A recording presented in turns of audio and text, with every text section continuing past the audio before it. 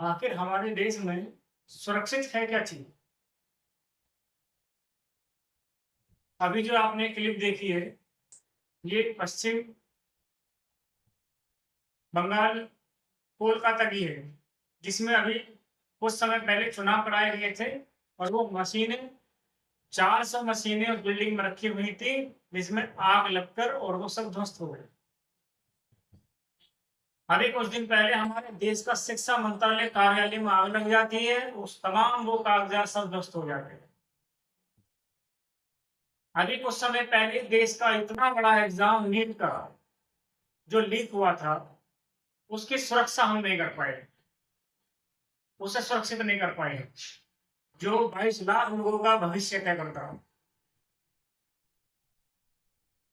कुछ साल पहले हमारे देश के अंदर इतनी बड़ी संख्या में आईएएस पहुंच जाता है और हमारे देश के जो जवान होते हैं उनको मार दिया जाता है, हमला कर दिया जाता है और वो शहीद हो जाते हैं। क्या उसकी कोई जांच का आता पता है? अगर जांच हुई है तो क्यों अभी तक सार्वजनिक ये नहीं बताया गया देश को कि वो जांच कहाँ तक है? उसके नाम पर चुनाव तो करा लिए जाते हैं, बुला लिए जाते हैं, भावनाओं को जोड़कर उसमें सत्ता में बैठने का काम कर लिया जाता है।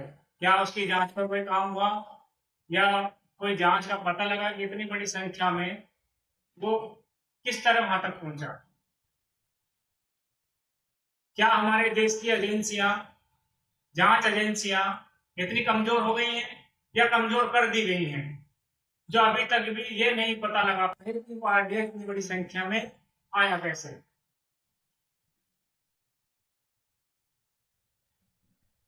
पेपर लीक की हम सुरक्षा नहीं कर पा रहे हैं, बार बार पेपर लीक हो जाता है। वो कौन लोग हैं पेपर लीक करने वाले जो इनके मनसूबे हौसले इतने बुलंद हो जाते हैं?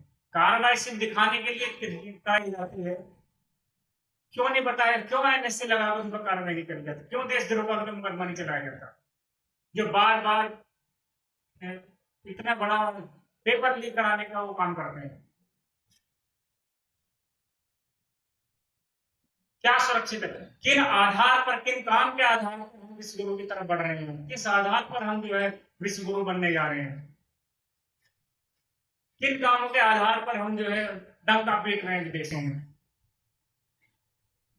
तो ये तमाम गरीब आवाम के, जनता के, देश के सवाल हैं। और साथियों, बाकी आपसे समझदार हैं। धन्यवाद।